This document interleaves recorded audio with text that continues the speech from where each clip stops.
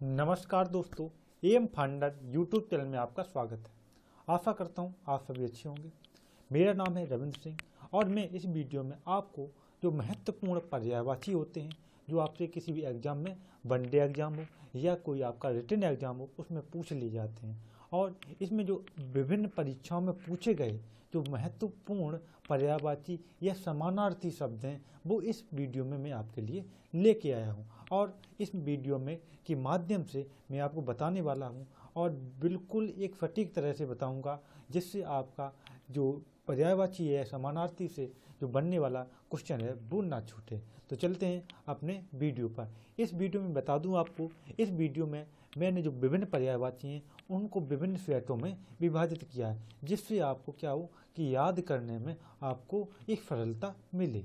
जैसे इसमें एक और ख़ास बात है कि मैंने जो एक तरह के पर्यायवाची थे उनको एक साथ में रखा हुआ है, जो एक दूसरे से रिलेट थे उनको भी एक इसी तरह से मैंने क्रम से रखा हुआ है। तो आशा करता हूँ ये वीडियो आपको अच्छा लगेगा। तो चलते हैं अपने वीडियो पर। तो सबसे पहले हम समझ लेते हैं, आपको दिखाई दे रहा होगा कि सबसे पहले लिखा हुआ शब्द कौन सा है? पानी। अब पानी का मतलब समझने से पहले हम क्या करेंगे, पहले ये समझ लेते पर्यायवाची होता क्या है। तो पर्यायवाची से तात्पर्य ऐसा है, यदि कोई व्यक्ति है उसका कोई भी नाम है तो उसके कोई विभिन्न नाम होते हैं। जैसे कहते हैं कि घर का नाम कुछ और है, बाहर का कुछ है, या कोई उसका जो मतलब फ्रेंड है वो कुछ अलग नाम से बुलाते हैं, लेकिन वहाँ पर व्यक्ति तो एक ही है। लेकिन व्यक्ति जब एक ही है और उसके विभिन्न नाम है, जब व्यक्ति एक है उसके विभिन्न नाम है, मतलब उसको उन नामों से ही बुलाया जाए तो वही व्यक्ति आएगा। तो इसका कहने का मतलब है कि यदि कोई एक वस्तु है उसके विभिन्न नाम है तो क्या कहलाता है, वह उसके पर्यायवाची या समानार्थी कहलाते हैं। इसे समझने के लिए आपको इसी से देख सकते हैं, जैसे पानी। आप जानते हैं पानी, अगर पानी को आप जल भी कहेंगे तब भी आपको पानी ही मिलेगा। ऐसा तो नहीं कि आपको मिनरल वाटर मिल जाए, नहीं, तो आपको वो भी तो जल ही है ना। है नीर कहेंगे तब भी आपको वही मिलेगा। तो इसका क्या है कि पानी कहने पर आपको वही एक ही चीज़ मिलेगी, चाहे जल कहे या पानी कहे या अम्बु कहे या नीर कहे, कुछ भी कहे। तो ये कहने का मतलब ये है कि इन सभी के एक ही नाम है, एक ही चीज़ को रिप्रेजेंटेड करते हैं। तो जैसे अब इसी के बारे में आपको एग्जाम में क्वेश्चन पूछ ले जाते हैं कि निम्नलिखित में से कौन सा पानी का पर्यायवाची नहीं है, तो आपको 3 दिए होंगे, उसके बाद एक नहीं होगा। तो इसी तरह से मैं आपको पर्यायवाची इस वीडियो में जो जो महत्वपूर्ण है उस वीडियो में मैं आपको दिखाऊंगा। अगर कुछ पर्यायवाची एक वीडियो में नहीं होते हैं तो मैं अगले वीडियो में कोशिश करूंगा कि आपको पर्यायवाची का ही वीडियो बना दें। तो चलते हैं अपने वीडियो को ज़्यादा टाइम ना बर्बाद करते हुए। तो सबसे पहले होता है पानी। पानी में क्या कहते हैं? पानी को हम अम्बुक भी कहते हैं, जल भी कहते हैं, नीर कहते हैं, पयो, बुआरी, तोय, अप, पाथ, अम्ब, आब, उदक, जीवन और सलिल। ये इतने महत्वपूर्ण पानी के पर्यायवाची हैं। इसके बाद आता है बादल। आपको ये पानी का पर्यायवाची बहुत ही महत्वपूर्ण है। इससे पर्यायवाची से आप लगभग 3 और शब्दों के पर्यायवाची बना सकते हैं और अच्छे से याद भी कर सकते हैं अगर आपको इस पानी के पर्यायवाची याद हैं। इसके बाद आता है बादल। बादल को क्या होते हैं? बादल को अम्बुद। अब आपने पढ़ा होगा कि अम्बु तो जल का था, लेकिन इसमें द जोड़ने पर क्या हुआ, ये बादल के पर्यायवाची बन गए। तो अम्बुद, जलद, नीरद, पयोद, वारिद, तोयद, अम्बुधर। अब इसमें धर जोड़ा है। अम्बु तो पहले से था पानी का, लेकिन धर का मतलब होता है धारण करने वाला, अर्थात जो जल को धारण करता है, अर्थात बादल। तो अम्बुधर, धाराधर, जलधर, बारिधर, मेघ, अब्र और घन, ये 3 अलग हैं। तो मेघ, अब्र और घन ये किसके पर्यायवाची हैं? बादल के। तो इसमें मैंने यहाँ पे नोट लगा दिया है कि प्रायः पानी के पर्यायवाची में द या धर जोड़कर बादल का पर्यायवाची बना दिया जाता है। इसके बाद आता है कमल। कमल के पर्यायवाची कौन कौन से हैं इस वीडियो में समझते हैं।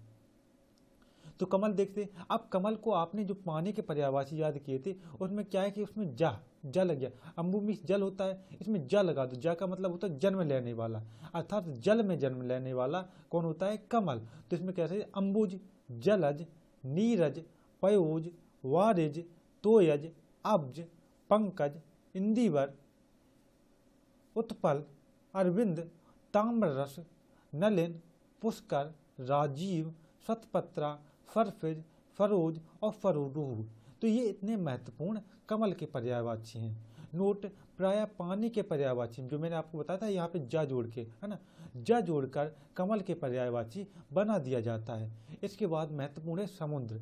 समुद्र में क्या करना है, इसमें अम्बुधि, इसमें धी जुड़ा है, धी या निधि, धी या आपको यहाँ निधि जुड़ा दिखाई देगा, धी या निधि जोड़कर भी हम किसके समुद्र के पर्यायवाची बना लेते हैं। जैसे अम्बु में जोड़ा है धी, अम्बुधि, जल में धी जोड़ा जलधि, नीर निधि, पयोधि, वारिधि, तोयधि, क्षीर निधि, जल निधि, पयोनिधि, रत्नाकर, वरोड़ालय, मकरालय, नदीस, सागर और सिंधु, ये इतने समुद्र के महत्वपूर्ण पर्यायवाची हैं। इसमें नोट लगा हुआ है कि प्रायः पानी के पर्यायवाची में निधि या धी जोड़कर, निधि या धी जोड़कर समुद्र के पर्यायवाची बना दिया जाता है।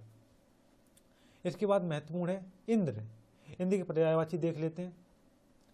इंद्र के पर्यायवाची में क्या है, माधवा, मेघराज, वज्रधर, बज्री, बिडौजा, पुरंदर, पुरुहूत, सचिपति, फेफराच, अमरपति, अमरेश्वर, अमरेंद्र, देवपति, देवेंद्र, देवेश, सुरपति, फुरेंद्र, फुरेश और फुरेश्वर। इसमें नोट में लिखा हुआ है कि यदि आप जो देवताओं के पर्यायवाची हैं उनको याद कर लेते हैं और उनके पर्यायवाची में पति शब्द जोड़ देते हैं, पति जोड़ दो या इंद्र जोड़ दो या ईश जोड़ दो या ईश्वर जोड़ दो, क्या बन जाते हैं, उन सभी के पर्यायवाची बन जाते हैं इंद्र के पर्यायवाची। या सची, अब सची कौन है, सची इंद्र की पत्नी है, तो जो इंद्र की पत्नी है उनके पति इंद्र, अर्थात सची के पति के जो सची के पर्याय हैं उनमें आप पति जोड़ देंगे तो भी किसके बन जाएंगे, इंद्र के पर्यायवाची बन जाएंगे।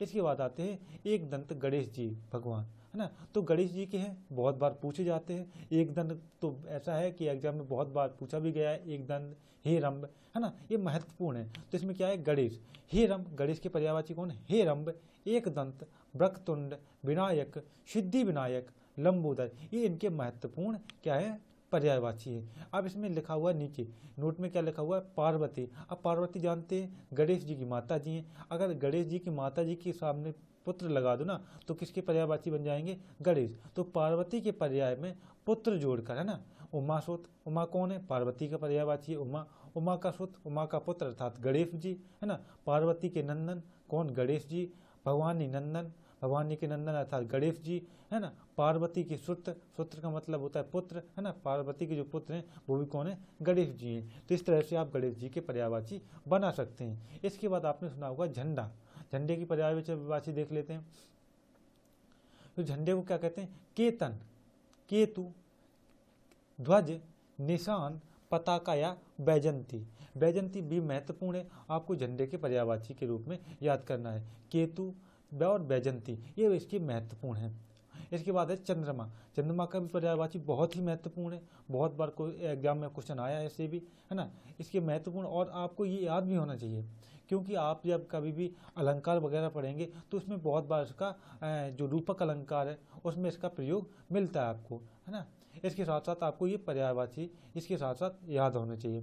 तो चंद्रमा क्या है, मयंक, है ना, मृगांक, हिमकर, सुधाकर, राकेश, शशांक, इंदु, विदु, शशि, सोम, सुधांशु और हिमांशु, ये इसके महत्वपूर्ण पर्यायवाची हैं। इसके साथ साथ रात, रात में कुमुदनी, तारा, जो रात हो या कुमुदनी या तारा के पर्याय में कर, ईश और कांत, नाथ, नाथ, पति जोड़कर क्या बनाए जाते हैं, चंद्रमा के पर्यायवाची। किस तरह से, जैसे निशा में कांत जोड़ो निशा कांत, निशा में कर जोड़ो निशा कर, विवाह में जोड़कर विवाह कर, रजनी का ईश अर्थात रजनीश, रजनी कर, छपा कर, कुमुदनी का पति कुमुदनी पति, तारा पति, तारा का नाथ तारानाथ, ताराकांत। इस तरह से भी चंद्रमा के पर्यायवाची बनाते हैं। इसके बाद आता है रात्रि। रात्रि, अब रात्रि के लिए आपने यहाँ पे देखा है कि रात्रि के यहाँ पे निशाकांत निशाकर है, तो यहाँ पे रात्रि के पर्यायवाची आपको दिए गए हैं साथ में, जैसे छपा, तमी,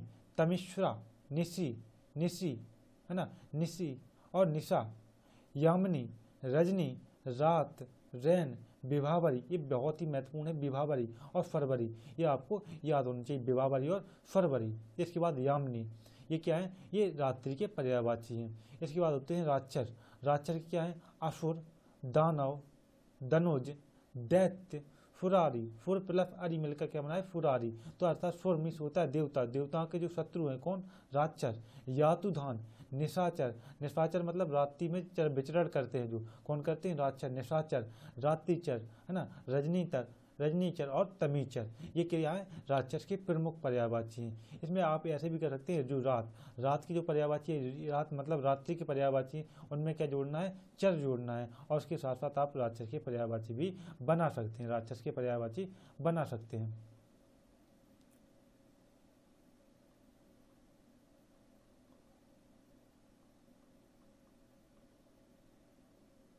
इसके बाद आते हैं सूर्य। सूर्य में क्या होता है, सूर्य के पर्यायवाची में अंशुमान, अंशुमाली, सविता, आदित्य, पतंग, भास्कर, भानु, हंस, मार्तंड, अर्क, मित्रा, मिहिर, रवि, सप्ताश्व, सूरज और कालिंद। ये कालिंद और मार्तंड और अर्क इसके महत्वपूर्ण पर्यायवाची हैं। आप देख सकते हैं, या इस तरह से और बना सकते हैं, जैसे दिन होता है, नलिनी होता है, पिरवा के पर्याय में कर, ईश, कांत, नाथ, पति जोड़कर भी क्या बनाए जाते हैं सूर्य के पर्यायवाची बनाते हैं।